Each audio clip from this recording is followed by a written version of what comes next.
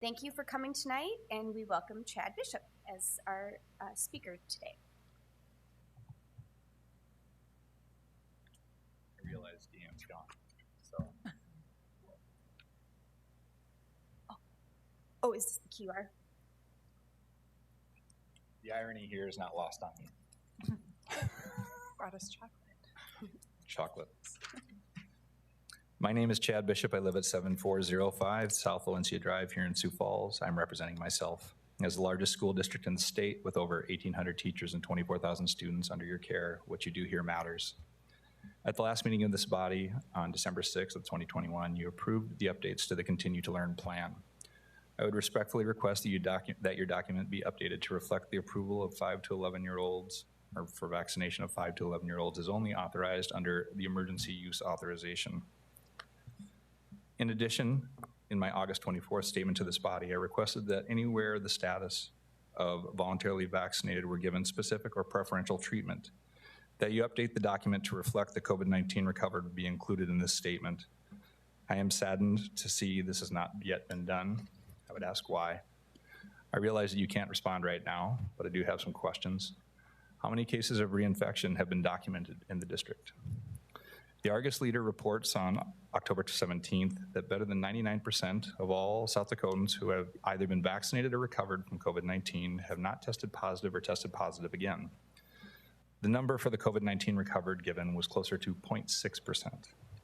It has been 22 months since the first case of COVID-19 was diagnosed in the state, and less than 1% have been reinfected according to the state epidemiologist from our own empirical data. Admittedly, there has been some confusion around what the vaccine does, can do, can't do. For instance, on July 21st of this year, while speaking to Don Lemon, the president said, and I quote, you're not going to get COVID if you have these vaccinations. Now, there would be those who claim in defense, well, the science has changed, so the policy should change. I might offer the rebuttal that the science didn't really change, but the data did. Arguably, the data that should have been collected prior to approval, prior to mandates, prior to threatening people's jobs or to implementing a medical apartheid and violating their civil rights as now is being done in New York City. Because now here we are in the position where just yesterday, fully vaxxed and fully boosted Senators Warren and Booker have tested positive for COVID-19. How many senators are there in the United States Senate? 100.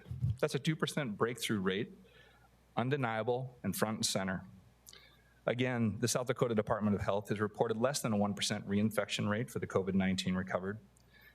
These were just positive PCR tests, not antibody verified, by the way.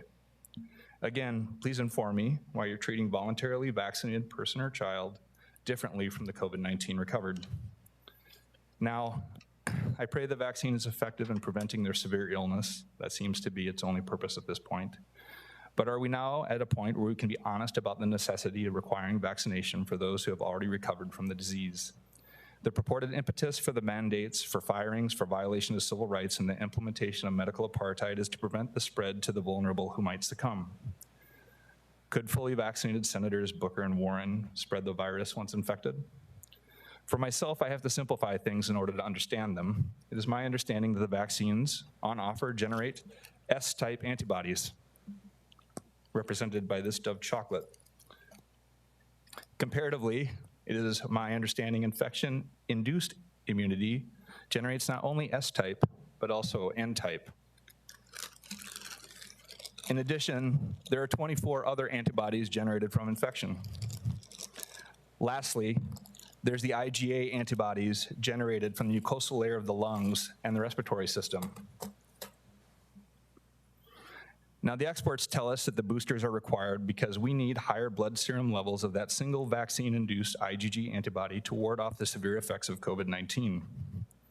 However, a simple person like myself is under the impression that once our memory B cells have made those antibodies once, it will make them again within hours of re-exposure.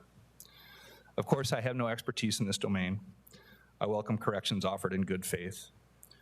I would request that you please update your policies to reflect both the science and the current data. As of today, there have been 148,334 cases documented by the South Dakota Department of Health per the statements. Excuse me. I think I got stuck here before. The question I ask My apologies. It's a problem when you can't write, you know you can't write, and you also don't have time to proofread. The question I asked them is, why aren't we doing the serology, and why don't we know the answer to the question of what number of South Dakotans are COVID-19 recovered as verified by either antibody or adaptive T-cell response assays? There's over 974 million for COVID-19 relief in the state treasury right now. In an attempt to use science to resolve. Thank you. Thank you, Chad. Anybody want a chocolate? Maybe after. Thank you.